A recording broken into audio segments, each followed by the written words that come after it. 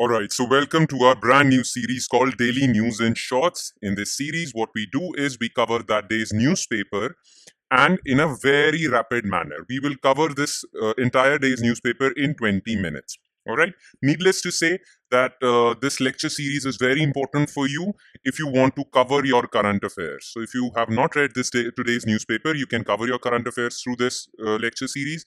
If you have read today's newspaper, well, you can revise it. All right. So make this lecture series a part of your daily routine. It won't take that much of your time. We'll try to cover that day's news events in 20 minutes, within 20 minutes, under 20 minutes. So this lecture series is there to help you guys to create a habit of sorts. Because if you will inculcate this habit in your daily routine, well, throughout the year, your UPSC preparation will be top notch because you'll be covering current affairs without any problems. All right. So make this lecture series a part of your daily routine because it won't take more than 20 minutes. We'll cover the entire day's news events in 20 minutes. Okay. So without further ado, let's start today's news. Today's newspaper, or today is Saturday, June 22nd, 2024. And what were the important news items in today's newspapers? Whether that's the Hindu, Indian Express, Economic Times. What were the important news items? So we'll cover those important news items. Today's newspaper contained four important news items. Number one was State of Global Air Report 2024. It was recently released and it has mentioned that air pollution is the biggest cause of worry for human health. Then the next news item would be about Ukraine and Moldova's accession to EU. EU stands for European Union. Both Ukraine and Moldova want to become members of European Union.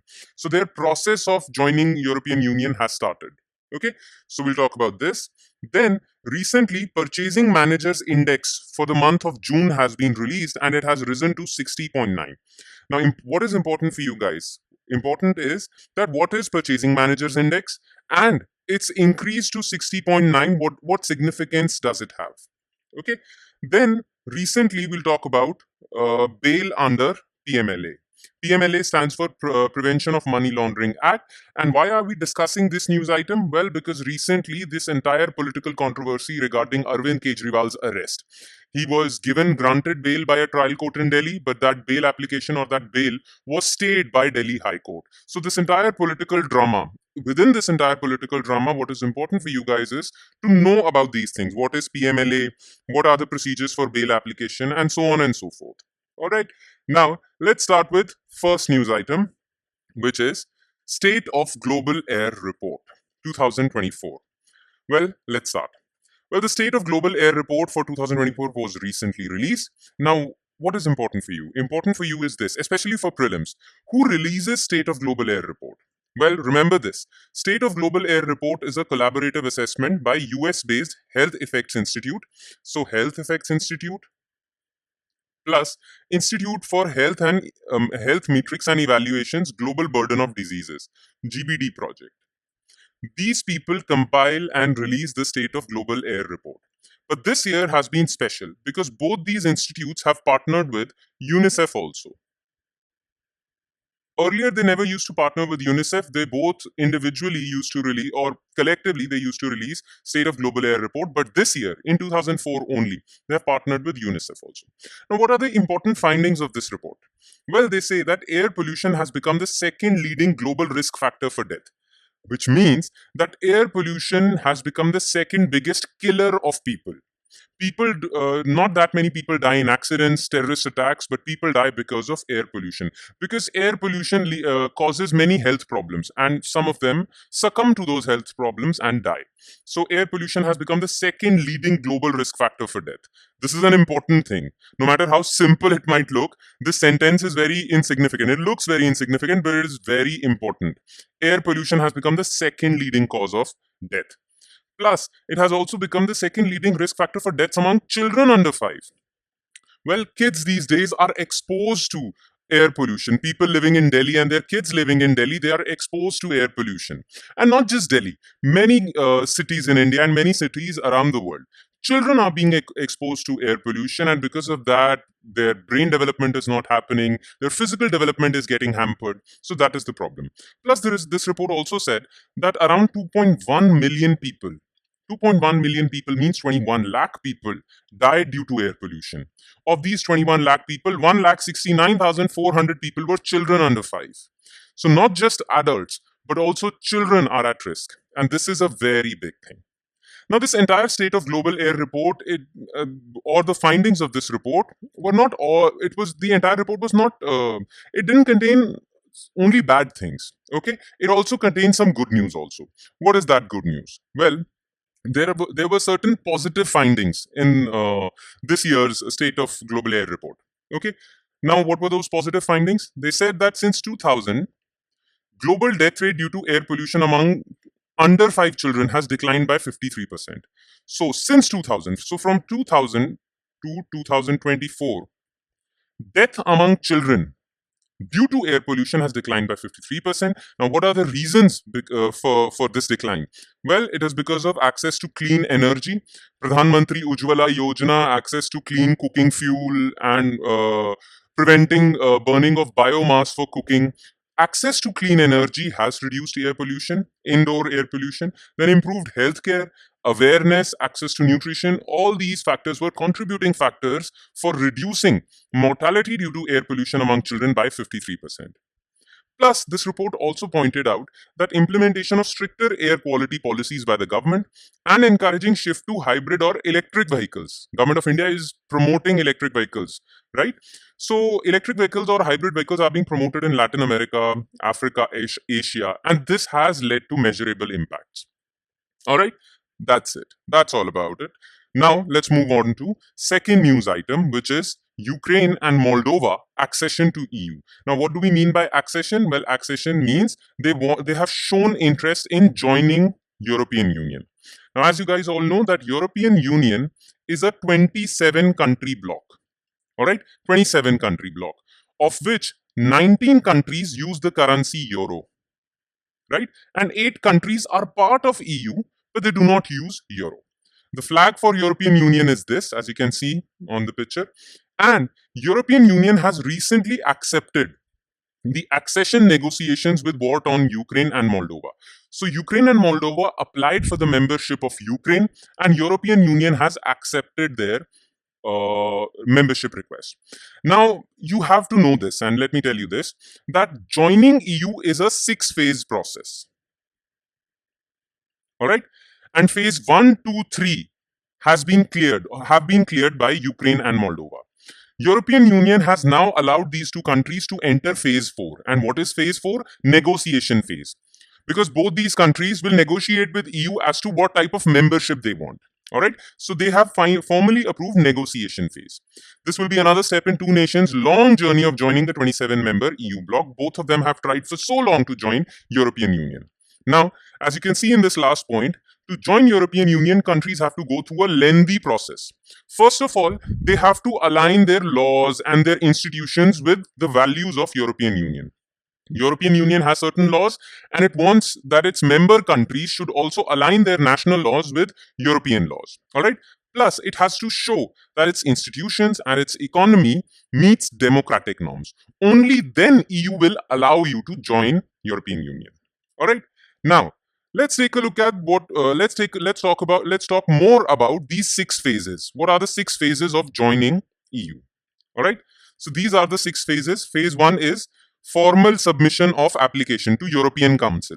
Okay. Phase 2 is obtaining candidate status. So first a country applies, then it receives the candidate status from European Council, then European Commission checks eligibility and recommends when to start negotiations. So phase 1, phase 2 and phase 3 have been cleared by Moldova and Ukraine. Recently, European Commission has approved phase 4, negotiation phase. After negotiation is done, well then, a treaty is signed between European Union and these countries, and phase 6 is actual integration with EU. Now, as you can see, this is Ukraine, and this little green country is Moldova. All right, and these are the current European Union members, not Norway. I'm sorry, these. Okay, Ukraine is here, Moldova is here. Okay, so that's about it. Let's talk a bit more about European Union, because questions might be asked from European Union. Well, as I've told you, it is a 27 country bloc. All right, it's an economic bloc as well as political bloc. 19 countries have single currency, euro as their official currency. 8 countries do not use euro, they use their national currencies. For example, Bulgaria, Croatia, Czech Republic, Denmark, Hungary, Poland, Romania, Sweden, they do not use euro. Now, you have to remember this. European Union was formally established by Maastricht Treaty. Maastricht Treaty formally established European Union and it came into force on 1st November 1993. Now, under European Union, there are various institutions. For example, there is European Council. European Council is the highest agenda-setting body. It decides the overall agenda for European Union. It consists of heads of the government, heads of the governments. Which governments? Well, heads of governments of the countries who are members. All right. Then there is European Parliament. All the legislative functions of European Union are performed by European Parliament. Members of European Parliament are elected by direct elections. And who gets to vote in those direct elections? Well, European citizens who are 18 years and above. Then there is European Commission. This is the executive body. It performs the day-to-day functions. Then there is a judicial arm also, Court of Appeal for European Union. Plus, for the countries who are using euro as their official currency, there is European Central Bank as well. All right? And that's about it. That's all you need to know about this news item as well as European Union. Now let's move on to PMI rises, third news item, PMI rises to 60.9. First of all, PMI stands for Purchasing Managers Index. So it stands for Purchasing Managers Index. And what is this Purchasing Managers Index? Look, every month, remember this, every month, few people actually conduct a survey and they ask questions to various economic analysts, businessmen, business community members, CEOs of the company. They ask few questions. That's part of their survey. In that survey, they judge the economic situation of the entire sector or the economy. So it is a survey-based measure in which questions are being asked to people like producers, company owners, and all others, right? Economists. And among those questions, they allot a particular score, all right? And on the basis of this score, this index is calculated. Now, look, PMI is released for manufacturing sector. It is released for services sector individually. And a combined composite index is also released. Remember, it's a monthly thing. All right. So every month, manufacturing PMI is released, services PMI is released, composite PMI is released. Okay. And it is released on the basis of survey, a survey conducted by experts, and they ask questions from CEOs, company owners, and all that. All right. Now, recently, for the month of June, PMI rose to 60.9 for the month of June. In the month of May, it was 60.5. So there is 0.4 percentage points of increase, right? And this is good news. Clear? Now remember this, this PMI score is between 0 to 100. All right, whether it's manufacturing, services, or composite. If the score is greater than 50, then that means industrial activity is expanding. And if it's less than 50, then that means industrial activity is contracting. So a score of 60.9 is a good score. All right. Now let's read the news. According to HSBC survey, the final manufacturing, services, and composite purchasing managers index figure rose by 0.4 percentage points to 60.9. What were the reasons given for that? Well, companies are being asked to produce more. There is rising demand. More new orders are being generated. Plus, all these manufacturing companies, well, they produce finished goods from raw material. But if the price of their raw material is quite high, well, then their margins reduced. But recently, what was seen was moderation in input prices or raw material prices, and which improved their margins. That's why their profitability increased, and their answers to that survey became more positive, and hence the score rose from 60.5 to 60.9. All right. Because of this, because of expansion in industrial activity, because of more and more factories being set up, more and more people were getting jobs because of that. The rise has led to firms increasing their hiring levels, with the pace of job creation being highest in 18 years. All right.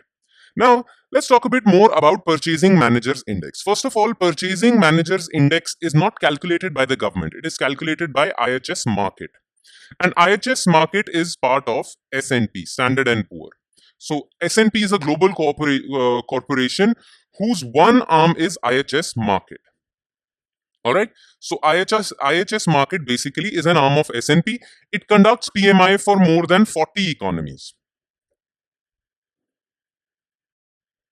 So yeah, now I have mentioned these things before. It is a monthly survey-based indicator that asks respondents about changes in their perception about key business variables as compared with previous month. It is calculated separately for manufacturer. I mentioned that it is calculated separately for services, and one combined index is calculated that is known as composite index, calculated by IHS Market. Score is given between 0 to 100. Score greater than 50 means industrial expansion. Score less than 50 means industrial contraction. Just remember this one thing. PMI is not calculated by the government. Private organizations like IHS Market, Nikki, HSBC, they calculate PMI, not government. All right, that's it. Now let's move on to the last news item, which is bail application, bail under PMLA. First of all, PMLA stands for Prevention of Money Laundering Act. Now, why is this in news? Well, as you guys know, Arvind Kejriwal was arrested by ED. Yes? And ED can only arrest you for two laws, under two laws only. It has jurisdiction as per two laws only. One is PMLA and the other is Foreign Exchange Management Act. All right? So ED can arrest you if you are in violation of only these two acts. Now, naturally, Arvind Kejriwal did not commit any foreign exchange irregularity. So he was prosecuted and arrested under PMLA Act. Now, when he was arrested under PMLA Act, well, he was filing petitions for bail applications. His bail applications were getting rejected. Once he got bail application from the once he was granted bail by the Honorable Supreme Court for campaigning in the elections. But that's about it. Now he has been filing bail petitions, and recently a trial court in Delhi, not Delhi High Court, a trial court in Delhi granted him bail. Now, when the trial court granted him bail, obviously, Enforcement Directorate opposed that bail application. Well, the trial court rejected that opposition. Then the Enforcement Directorate approached Delhi High Court and told that the trial court was wrong in granting Arvind Kejriwal this bail, and Delhi High Court actually stayed Arvind Kejriwal's bail. Now, what arguments did ED present before Delhi High Court such that Delhi High Court was forced to stay the bail granted by the trial court? All right. So, what arguments were presented by ED? Well, ED said that Arvind Kejriwal is arrested as per the Prevention of Money Laundering Act. As per Prevention of Money Laundering Act. All right. Under Prevention of Money Laundering Act, bail is not granted automatically. In fact, Prevention of Money Laundering Act is one such law under which bail is very difficult to get. It's not a normal thing to get bail. In fact, it is written in the law that bail won't be granted to any person accused of Prevention of Money Laundering Act unless under exceptional circumstances. So bail for anyone who's being prosecuted under PMLA will only be granted under exceptional circumstances. Now, what Enforcement Directorate argued that to check whether these exceptional circumstances exist, the Delhi trial court did not apply the twin test. Okay, so to check whether these exceptional circumstances exist, well, the courts have to follow this procedure, which is known as the twin test. If they follow this procedure and as per the twin test, that those exceptional circumstances exist, well, then bail shall be granted. But if as per the twin test, those exceptional circumstances don't exist, well, then bail application will be rejected. Now, Delhi Enforcement Directorate argued in the Honorable Delhi High Court that the trial court which granted bail to Arvind Kejriwal did not perform this twin test. Hence, this is a procedural irregularity. Hence, the trial court did not follow the adequate procedure, and hence, this grant of bail is faulty. And on the basis of this, Delhi High Court actually rejected that bail application, or it stayed the bail granted by the trial court. All right.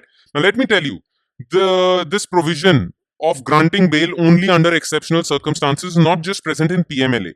It is also present in Unlawful Activities Prevention Act. It is also present in Narcotic Drugs and Psychotropic Substances Act. All right. So it is there. Okay. Now, what is this twin test they are talking about? Well, this is the twin test. First of all, the court has to check that there are reasonable grounds for believing that the accused is not guilty of such offense, that there is strong evidence present that ED is wrong in prosecuting Arvind Kejriwal, and there is strong evidence that Arvind Kejriwal is innocent. If this condition is fulfilled, then you can grant bail, and that he is not likely to commit any offense while on bail. So there are these two conditions that the accused has to fulfill. Only then bail shall be granted. First, there should be reasonable ground. There should be reasonable grounds in front of the court that this person might be innocent, and the other would be that while on bail, he won't commit any other offense. All right. So the trial court did not follow this twin test. ED pointed that out in front of the Honorable Delhi High Court. Delhi High Court accepted their demand, and they put a stay on the grant of bail to Arvind Kejriwal. And that's about it. With that, we conclude today's session. Thank you so much for watching, everyone. And please, I'll repeat it again, make this a part of your daily routine. All right, this is very important because it won't take much of your time. It will just take 20 minutes. But in those 20 minutes, you'll not only revise your current affairs that you have read today or any other day, but you'll also be able to remember them for a longer period of time. All right, so make this a part of your daily routine, because daily habits are the only habits that are going to help you out in your exam. All right, on that note, I'll take your leave. Thank you so much, everyone.